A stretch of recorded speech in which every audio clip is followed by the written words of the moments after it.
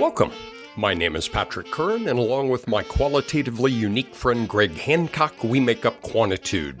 We are a podcast dedicated to all things quantitative, ranging from the relevant to the completely irrelevant.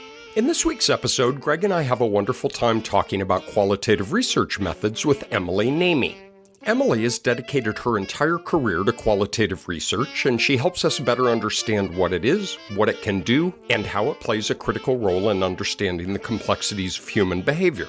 Along the way, we also discuss rushing to and from LA, human heads, social props, gold stars, cut stories, hula dancing, PBS and National Geographic, a sad Italian, surfer dudes, middle managers, dead grandmothers, have skills will travel, the Montagues and the Capulets, and being an Aries. We hope you enjoy this week's episode. When we recorded our last episode, we had to hurry up the end because you and your 49.5-pound bag full of human heads was rushing to the airport to fly to LA. Now, we had to push this recording into later in the day because you and your 49.5-pound bag of human heads just got back from LA. So I suspect listeners are curious, were you able to check your bag of human heads? Okay. On the way there, yes, I did have 49.5 pounds of human heads, but I offloaded a lot of them in LA. So coming back, I was down to like 36 pounds. I was totally good. A human head weighs a lot. Not ours. So if you haven't listened to the prior episode, you're thinking, what in God's name have I gotten into here listening to this? But he wouldn't tell me what weighed 50 pounds that he was taking to AERA, and so my only guess was human heads. I like to have choices as far as clothes and shoes go. You never know. The moment inspires you. Anyway, yes, thank you for caring. Yeah, you're talking to the guy who packs in a Ziploc, so I was just curious is all. Okay, now if I remember, almost to the day, it was a year ago that AERA was in Denver and I was 20 minutes away, but that was too much effort to go and see you. Exactly. We had the big social last year, which is hard for me, as you know. And I said, Patrick, you got to come. You got to meet people. You got to come hang out, which is code for you have to be my social prop. Like when I go to someone's house for a party, I look for a pet and I just go hang out with the pet. Yeah, you didn't come there. So this was that conference. This had that particular party, and you missed it again. Sorry. Now, explain the text you sent to me about how it seemed like there was a significant improvement in the social skills on average of people attending. Okay. Well, you being more in a psych arena, you know that in the American Psychological Association, the Division 5, to which you and I have belonged for many, many years, expanded to include not just the original quantitative membership, but also qualitative researchers as well. Well, at the American Educational Research Association, the same thing happened in Division D, which is historically a quantitative division, but now it is both quantitative and qualitative because it doesn't identify itself as quantitative, it identifies itself as research, and research is something to which many people and perspectives belong. But what that also means is that there's so much better social skills at all of the events that we attend. It was just markedly different. I welcome our qualitative overlords. Well, it reminds me of the great old joke of how can you identify the extroverted statistician at the party, and he's the one looking at the other person's shoes. That's right. So we have only but up to go. But I got to tell you, drawing a lesson learned from Greg's experience, we thought we could do the same thing on the podcast. If there's any way that we could raise the bar on our social skills, we need to pull in an esteemed qualitative researcher, and that is exactly what we've done today. And we are so excited to have Emily Namey join us. Welcome, Emily. Hi there. Thanks so much. There's no pressure at all. So what's the first recommendation you have for us? I will say the rapport building that you've done up to this point, gold star. Okay, is it? Because Greg and I almost got in an argument over whether he was going to tell the turbulence story or not. And if you don't know what I'm talking about, that means I cut it. So we'll see how this works out. It was a great story. So we have wanted to talk with Emily for ages, and we have gotten a number of requests from listeners to talk about qualitative research methods. Yep. Emily and I have known each other for a while, a number of years now. Emily teaches some classes with us at CenterStat, and that's how you and I first met one another. And then you came over and spoke to our group at Psychology. People love hearing origin stories, and so instead of me poorly reading the top half of your CV, tell us who you are, where you are, and how did you get here? People do love origin stories, myself included. Yeah. So if you ask my mom, she would say I was raised on a diet of PBS and National Geographic, and those are the gateway drugs to anthropology, apparently. Because somehow she ended up with not one, but two daughters with anthropology degrees. Wow. That was part of it. I listened back to one of your episodes about how you guys feel like you don't have a clear point of origin or a clear defining event. And I really do. Oh. 8 years old, my dad had won a trip to Hawaii. So we went as a family. We were there a week. Obviously, we went to the Polynesian Cultural Center. We watched the hula. We got the whole presentation about it. And at some point during that presentation, after I had already decided I was going to be a hula dancer when I grew up, my new aspiration, they said, to be a hula dancer, you must be of Polynesian descent. Oh. And I turned to my mom and I said, what are we? And no one has ever been sadder to be Italian than I was on that bed. I'm also an Aries, and I don't like to be told what to do, how to do it, what I can't do. And so I was really piqued by that. Hold on a second. I have dark hair. I have tan skin. I can shake my hips, and I like flowers. So what part of this doesn't compute? Why can't I be a hula dancer? So anyway, this whole idea of culture, that was my introduction to it. That was, I think, the moment that really turned my curiosity on to how is this whole planet working like this? At age 8. At age 8. Then we fast forward to age 14. This was 1991. USSR was still a thing. This really crazy art teacher at my high school coordinated a 2-week exchange with this school in Moscow. 10 of us and 2 teachers went to Moscow for 2 weeks. I arrived in Moscow airport. It was dark out, but actually it could have been 3 p.m. It was always dark out.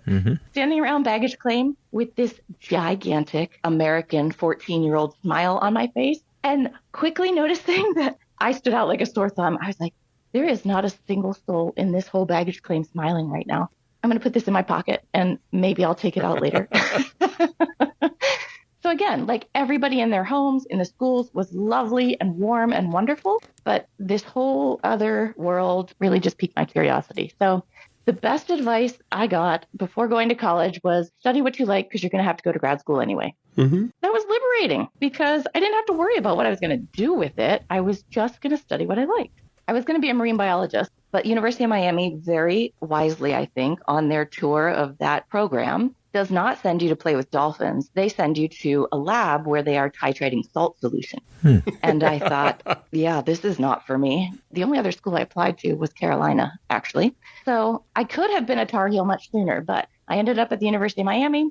I read the description for Anthro 101, and I thought, this sounds like my kind of thing. And that's what I majored in. Wow. Still with no idea what I was going to do with it, but it got me that far. All right, so you're at Anthro at Miami. What happens next? So I did anthropology, international studies, no idea what I was going to do with it, but I was also a swimmer, and we were sponsored by Nike at the time. So I managed to get an internship with Nike for the summer after I graduated. I had tried the year before, but nobody really wanted an anthro major, shockingly. But my senior year, I applied, and it turns out that Nike had this division called Action Sports that at the time was like surf, skate, BMX. The guy who hired me was a surfer dude who thought anthropology was cool. So I show up, and I have a nameplate that is Emily, resident anthropologist. And Wow. I legitimately had graduated 2 weeks prior with my bachelor's in anthropology and had no idea what I was doing. None. But this guy didn't really care. He's like, here's some skate magazines, here's some surf magazines, and there's the skate park. Go hang out. Tell me what you find out. So that was my job for 8 weeks, Beaverton, Oregon. I hung out at the skate park. I talked to some kids and their parents. I read some surf magazines, and I distilled down the subculture of the X Games for Nike, which clearly they went on to sponsor the X Games. So my early inroads did have impact, but they didn't want to hire me after that. So while I was in Beaverton, not knowing what I was doing, I found a mentor through the Applied Anthropology Network who worked at Intel, and he was a PhD anthropologist who did consumer anthropology. So I had some chats with him, and he said, you can go to grad school for this and do what they call applied anthropology. You don't have to get a PhD. You can solve some real world problems using anthropology. So I started to look into that, applied to grad school.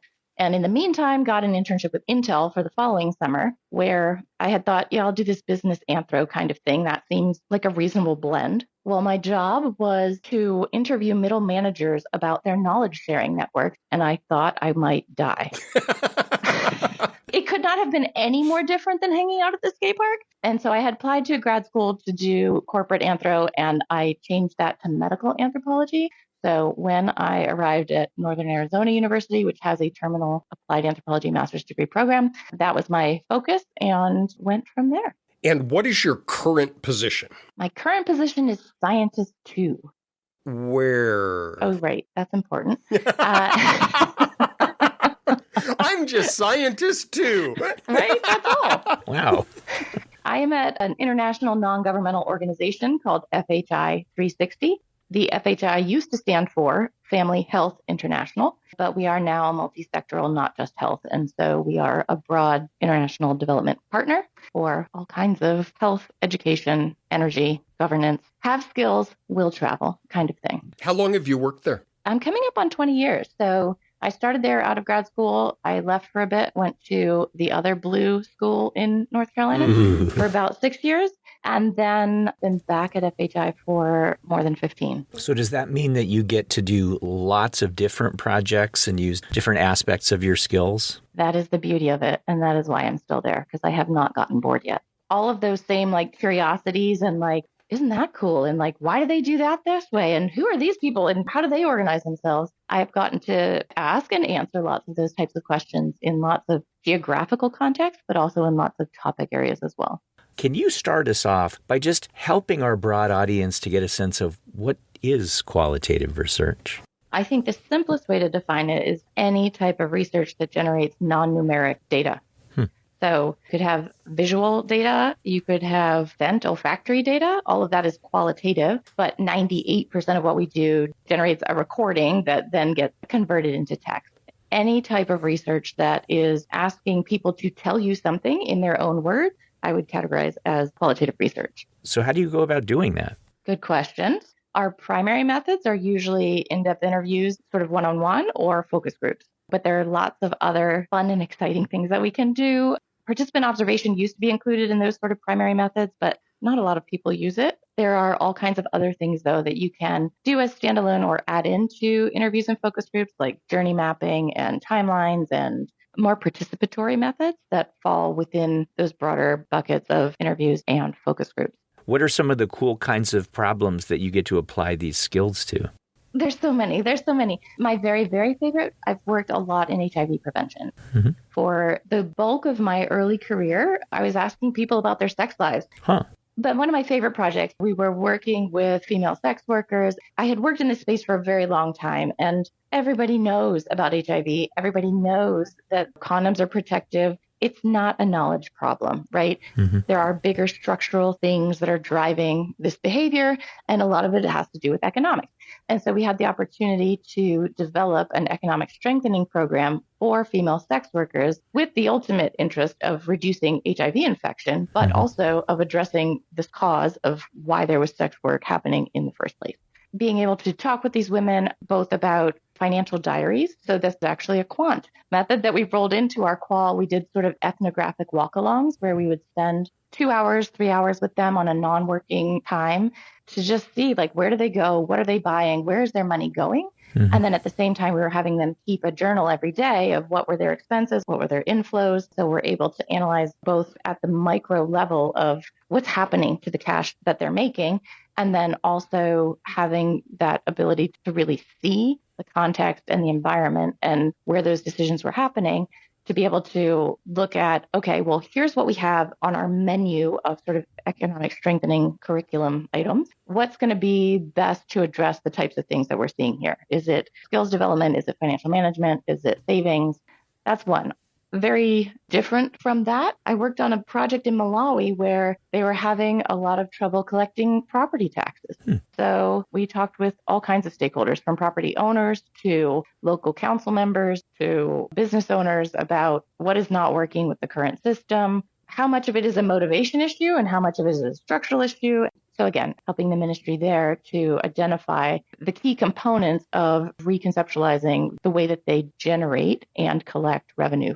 So let's say you and your team does a set of these in-depth individual interviews. You have the transcripts. What happens next? Typically, we're using some kind of qualitative data analysis software. There are a lot of them out there. The more popular ones are In Vivo, MaxQDA, Deduce.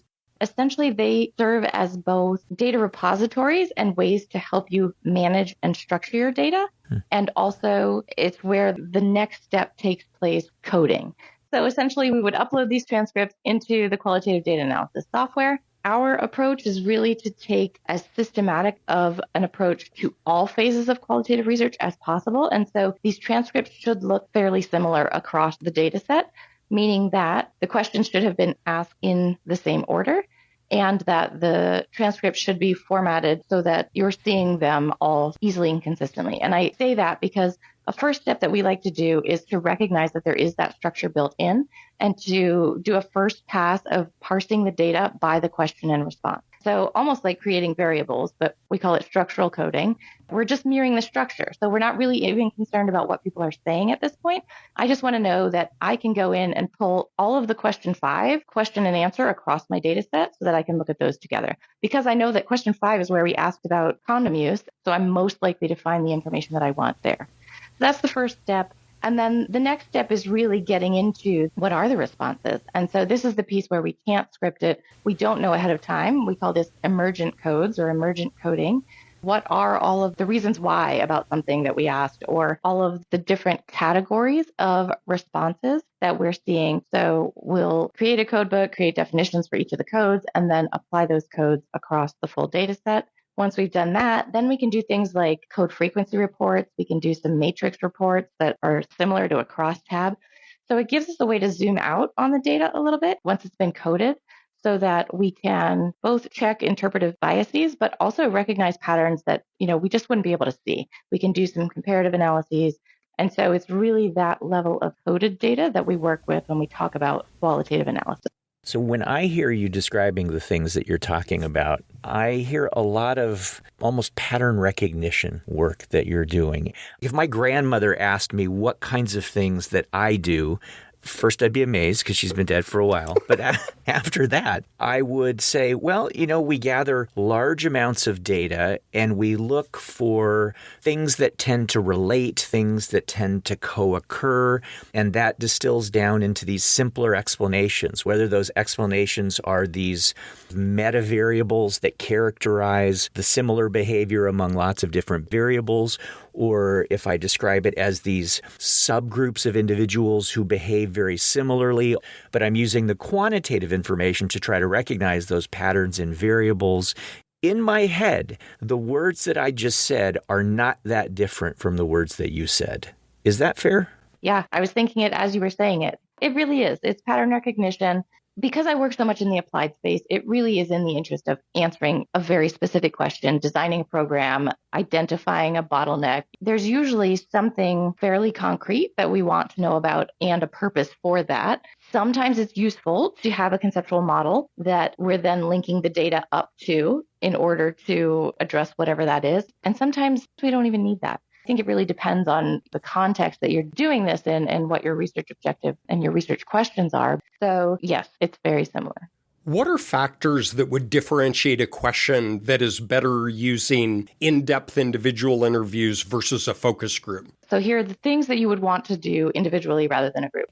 So if it's highly sensitive, if it's highly personal in terms of I'm going to have a lot to say about it because I have a lot of experience with it, We did this project called the Good Birth Experience. And if you ask a woman to tell you about her birth experience, she's going to have a lot to say. Mm-hmm. Highly relevant, highly personal, highly sensitive. The other thing, and it's not so much about the process of the data collection, but on the analysis side, it is much cleaner to have individual responses than it is to have group responses because you don't have any response independence in a focus group. You tend to use those when you want to look at the group dynamics. And so you want to see what is the thing that when there's some kind of consensus happening and somebody raises the counterpoint that shifts other people's minds or other people's perceptions, that's a super valuable nugget. And you can only get that in that group environment. If you're talking to people at a particular group, and what is that thing, the cartoon with the elephant, and everybody's got their hand on a different part of the elephant? Yeah. If you bring all those people together, you're going to get a picture of the elephant faster than if you do individual interviews with each of those people. If you have a question like that, that is about a process that different people have different parts of the process, then again, it's probably worth it to bring them together in a group. It seems like it's really easy to do bad qualitative research and really, really hard to do good qualitative research. What distinguishes the two? It makes my heart so happy that you said that, because I feel like one of the big misperceptions about qual is that it's just easy. Like, because we talk to each other every day, sure, I could go conduct a focus group. How hard could it be, right? The thing that distinguishes it really is what we would say in terms of like the systematicity. So when we're designing the guide, like I said, semi-structured, when we're training the data collectors, that this is the really hard part is that when you read a survey question, you have to read the survey question as it's scripted, and you have to read the response options as they're scripted. And that's really all you're allowed to say. In qual, the benefit and the beauty of it is the ability to rephrase things to make sure that people understand, so that you really get such good face validity, because you can make sure that you know that what I'm hearing is answering the question that I meant to ask or the type of response that I intended to get. So we have to train our data collectors to be able to hold that tension of, yes, we want you to ask these questions in this order. There are some scripted sub-questions, but also the inductive probing is the biggest part of what makes a qual interview really rich and valuable. So we have to allow the freedom for that as well. In the analysis process, having a code book that is developed ideally with more than one person, so that you've got more than one set of eyes looking at the data, identifying what are the important themes, the things that are code worthy, that you have some kind of intercoder agreement check if typically there's more than one person doing the coding, to make sure that there's consistency in that process, and that both in the understanding of the code and then consistency in the application of the code. And then, like I was saying about the different ways that we can use the software to help us with the pattern recognition piece and to use some quantification of the coded data to be able to give us ideas about salience. And so this thing is really interesting, but actually that thing is the one where we have a lot more data to support. You used an incredibly cool term there, inductive probing. Tell us more about that.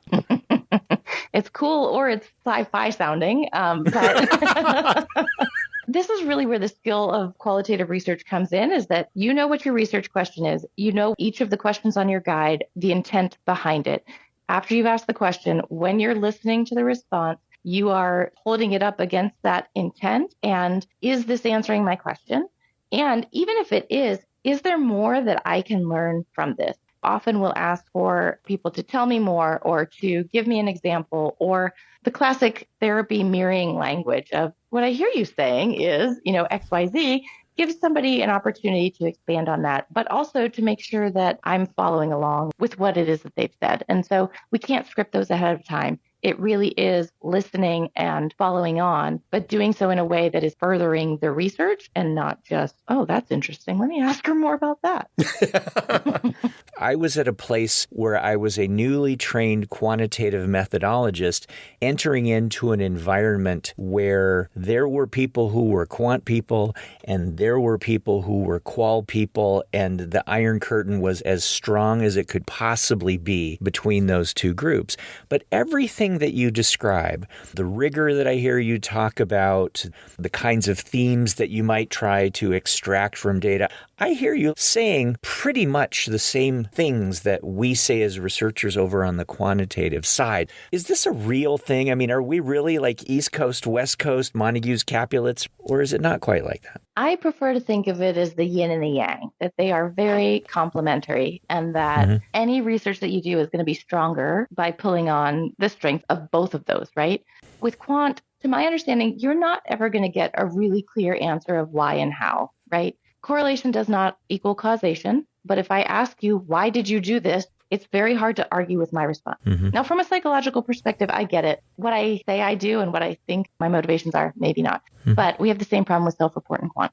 Even the development of a quant instrument where qual can be really useful. So what are the appropriate response options so that we cover the range of things that are going to make it meaningful so that we do increase the face validity of our quant survey?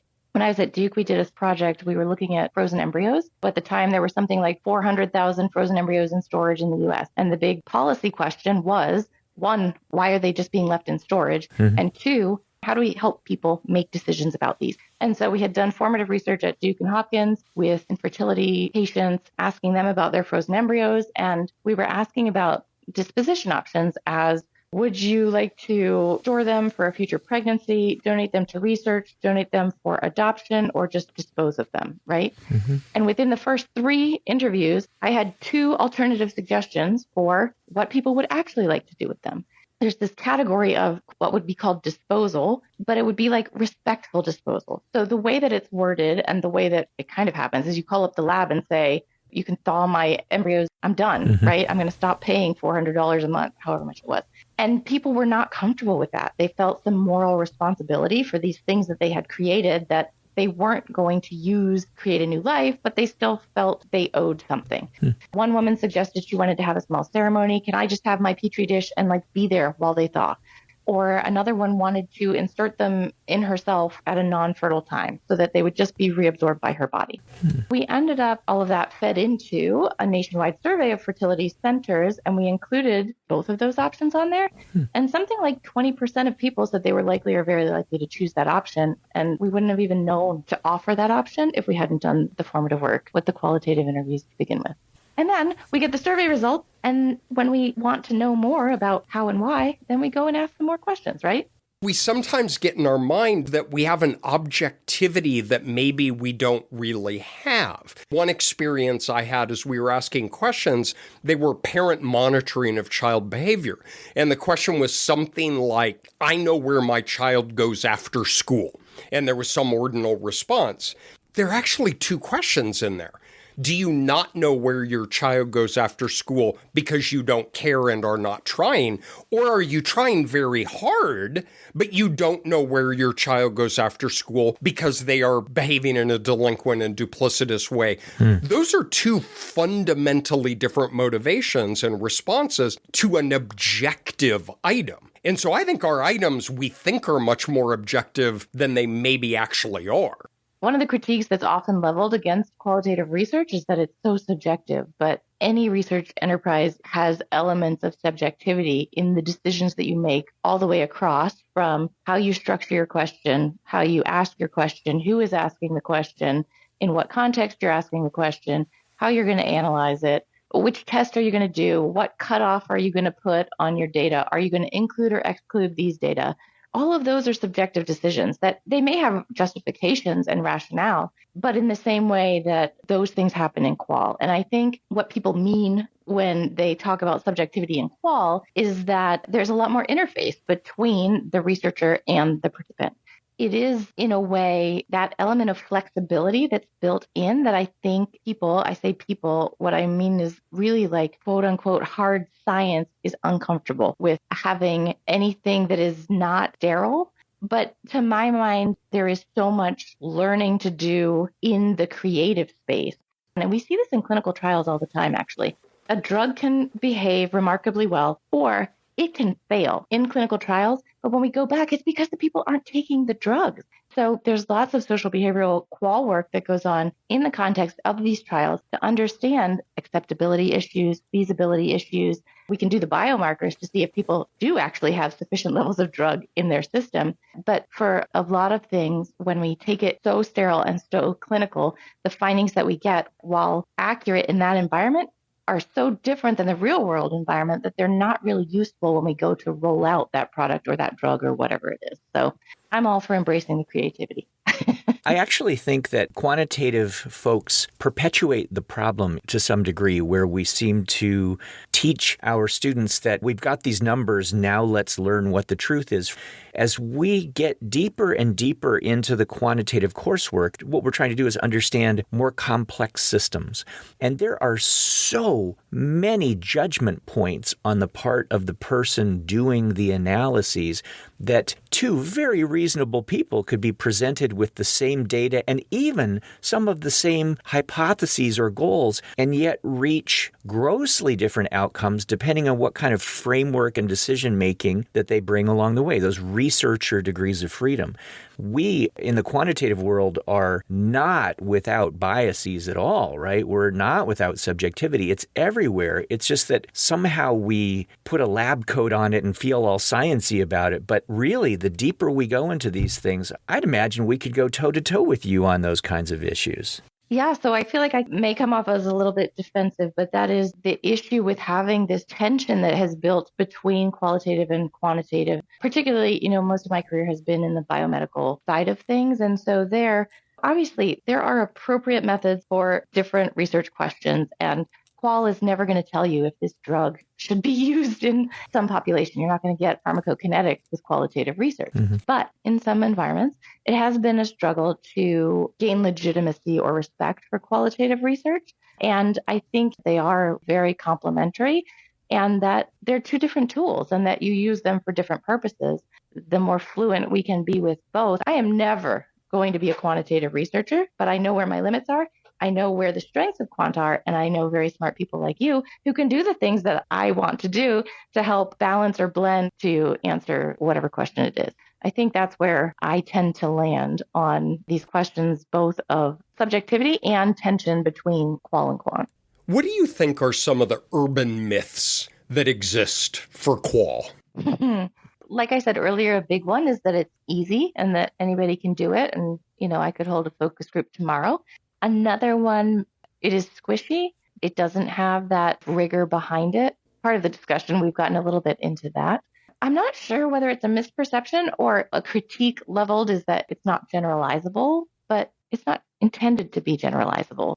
We talk about transferability, that we should describe our qualitative findings in enough depth and detail so that you could take the similar guide to somewhere else and conduct the same set of interviews and decide whether these things do transfer or not. Both the guide and the findings. Does this population seem similar enough that you can transfer what we have found to this population?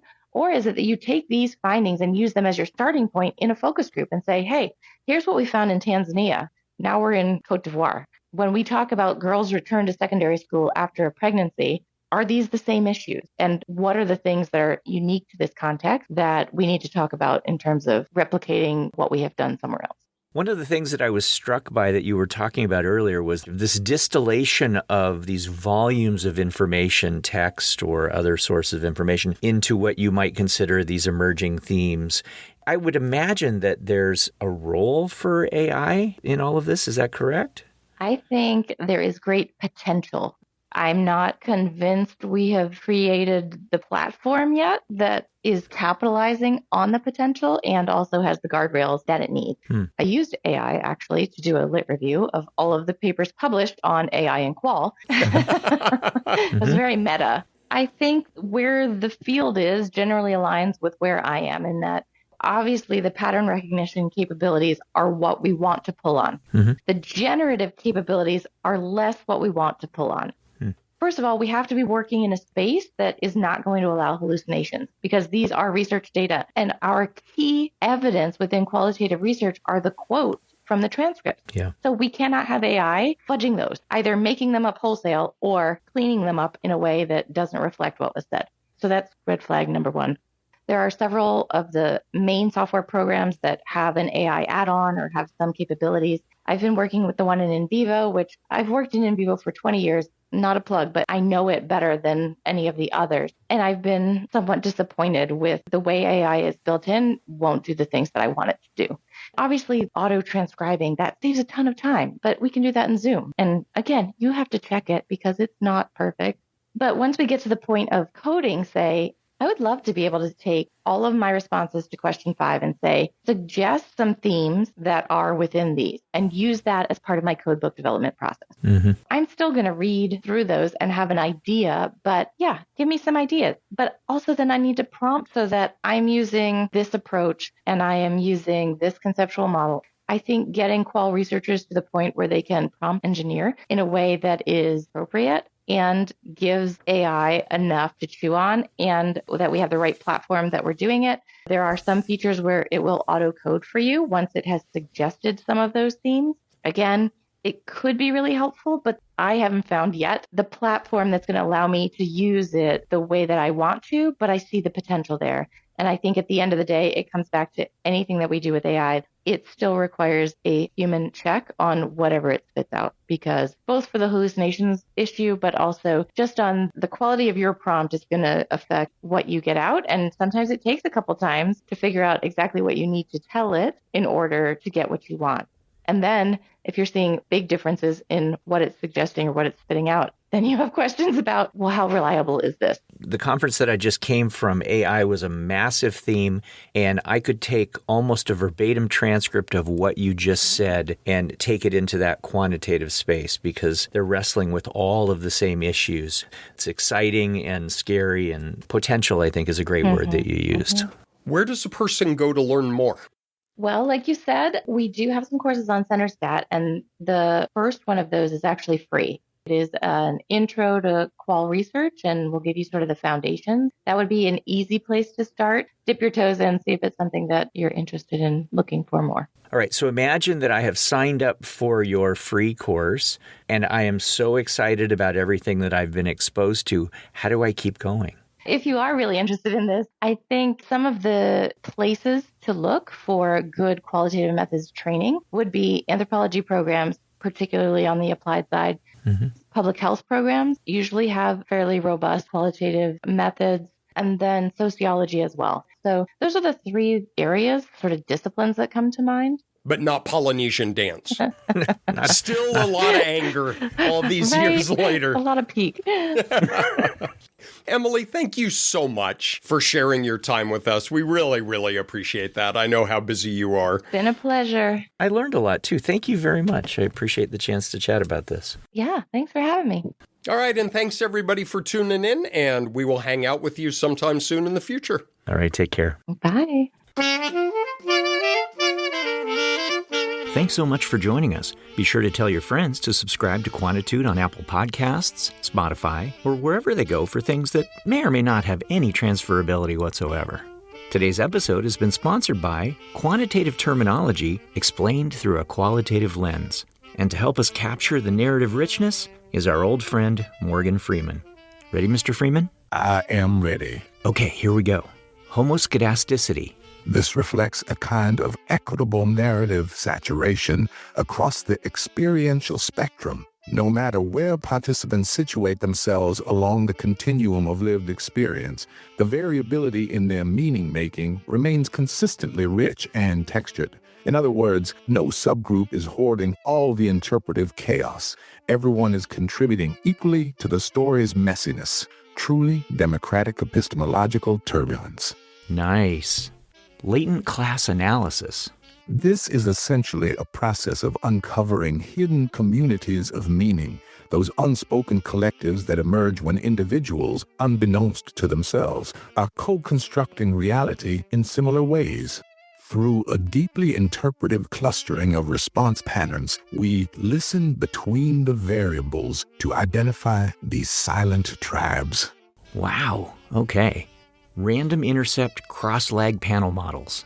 Now here we engage in a longitudinal dialogue with the self, honoring both the stable essence of participants, their enduring narrative voice, and the dynamic interplay of experiences across time. We disentangle the trait-like continuity of identity from the temporal choreography of influence, not unlike a panel discussion where each participant argues with their past selves. Dang, so cool. Inverse probability weighting. This is a commitment to amplifying marginalized voices, particularly those narratives that were unlikely to emerge in the first place. By reweighting the data, we symbolically lean in and say, tell us more, to those rare, fragile perspectives that might otherwise be drowned out. It's a methodological act of justice, giving the quietest stories the loudest microphone. So powerful. And finally, collider bias. A cautionary tale about over-curation. When we select participants based on a shared experience, the collider, we may inadvertently create the illusion of relationships that don't authentically exist.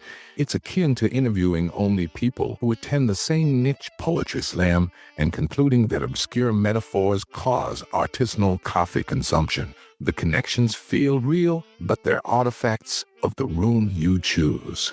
The room you choose. Wow. Thanks, Mr. Freeman. You are very welcome, my friend.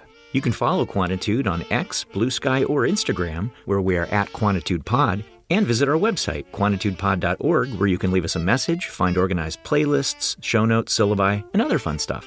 And finally, get cool Quantitude merch like t-shirts, hoodies, mugs, notebooks, and stickers from redbubble.com, where all proceeds from non-bootleg authorized Quantitude Pod merch go to donorschoose.org to help support low-income schools. Mr. Freeman, want to take us out? Sure. You have been listening to Quantitude, challenging ontological and epistemological paradigms since 2019. Amazing. I don't even know what that means.